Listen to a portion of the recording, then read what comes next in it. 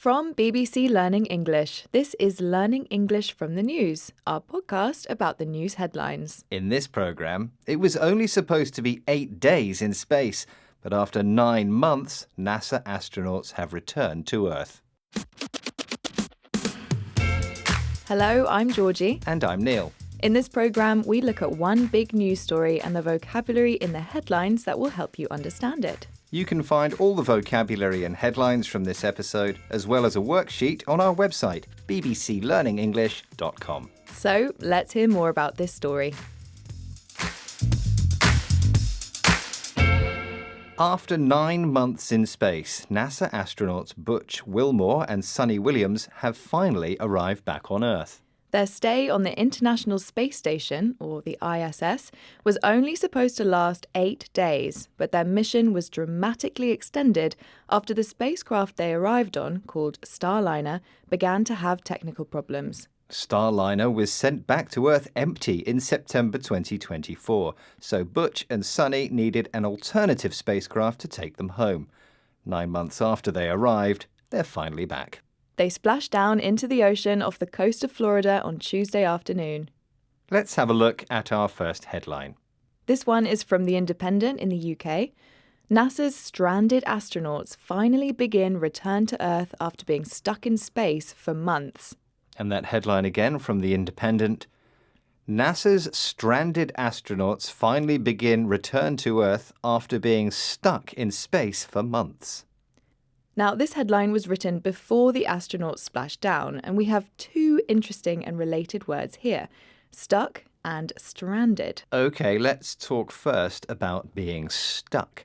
The astronauts were stuck in space for months. So this word stuck is related to the words sticky and stick.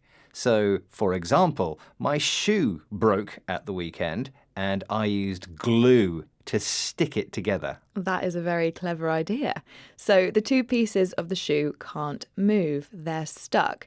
And if you describe something as stuck, it means it can't move. That's right. And if you think about the astronauts, we have this idea of being unable to move.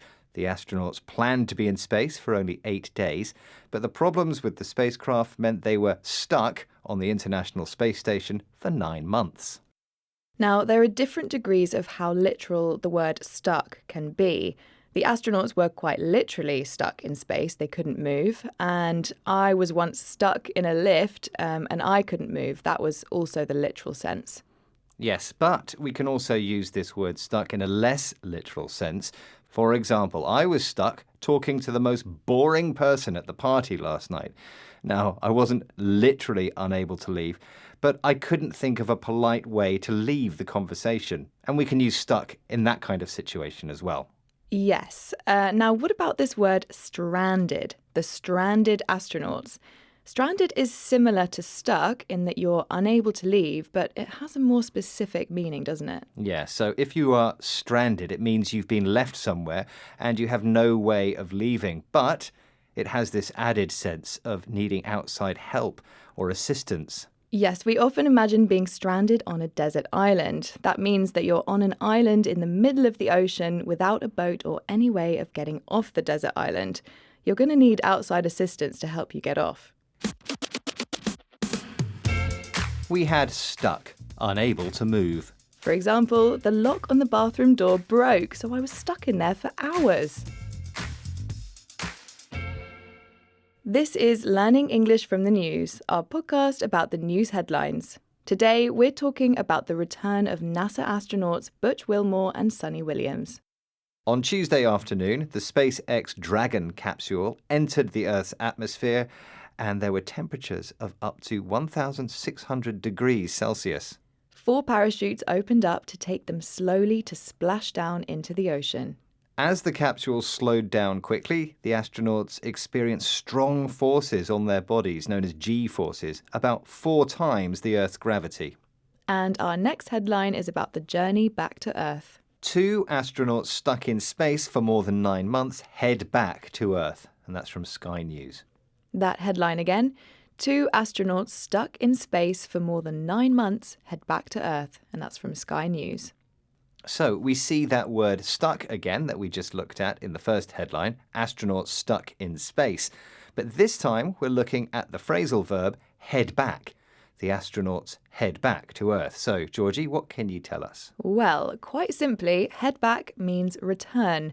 But it's a good one to add to your vocabulary because it's quite common in everyday speech. For example, imagine you and I go for dinner after work and I say, I'm going to head back home. I've got some things to do before tomorrow. And after we finish recording this, Georgie, we're going to head back to our desks, aren't we? Yes, we are. As I've said, head back is a good one to learn because it's much more natural to use head back in those sentences than return. It would sound a little formal to say, I'm going to return home, or we're going to return to our desks. Yeah, now it's absolutely fine to say return, but if you want to start sounding more natural, learning phrasal verbs is a really good way to do that. Yes, and we can also use head back to mean to return to where you started. For example, on a hike, you might say, it's getting dark, we should probably head back. That just means you turn around and go the same way you came. Yeah. Now, one last thing to mention is that you can also use the word head on its own to mean something like go or leave. So, for example, it's getting late, let's head home. Or it's getting late, shall we head? And we also say head off, meaning to leave. I'm going to head off. I'm going to leave. We've had head back, return. For example, my kids are heading back from school now. They'll be home any minute. This is Learning English from the News, our podcast about the news headlines. Today, we're talking about the astronauts who were stuck in space for 9 months. Now, the astronauts Butch and Sunny didn't just sit around waiting for the spacecraft. They got a lot done. They did. They carried out experiments, did spacewalks. That's when an astronaut goes outside the spacecraft into space, with Sunny breaking the record for the woman who spent the most hours outside of the space station. In the weeks before they left the International Space Station, Butch said they weren't fazed when their mission was extended. If you aren't fazed by something, it doesn't worry you. But having said that, long durations in space can have negative effects on the body, and it can take a long time to return to normal. And we have a headline here about the downsides of being in space for so long. NASA's stranded astronauts are finally on way home after 9 grueling months. And that's from the Daily Mail. That headline again from the Daily Mail. NASA's stranded astronauts are finally on way home after 9 grueling months. Now, this headline again was written before they arrived home. Yes, and we're looking at this word grueling, 9 grueling months. Now, it seemed that Butch and Sunny actually felt fine about being up in space for all that time, but this word grueling is quite negative, isn't it? Yes, if something is grueling, it's extremely tiring and difficult. It's a very expressive word, and it's often emphasized in the pronunciation. 9 grueling months. It makes it sound terrible. Yes, like it was a big struggle that they needed a lot of effort to overcome. What else, Georgie, can we describe as grueling? Well, an inexperienced runner might find a marathon extremely grueling. Yes, or we could describe a long day at work as grueling. Perhaps you have a 12-hour shift in a busy hospital emergency department. That's really grueling. We've had grueling, extremely tiring and difficult. For example, I've got a grueling schedule at work tomorrow, back-to-back meetings all day with no breaks. And that's it for this episode of Learning English from the News. We'll be back next week with another news story. If you've enjoyed this program, try the worksheet on our website to test what you've learnt. Visit bbclearningenglish.com. We learned a useful phrasal verb, head back, in this episode. But did you know we have a whole series about phrasal verbs on our website?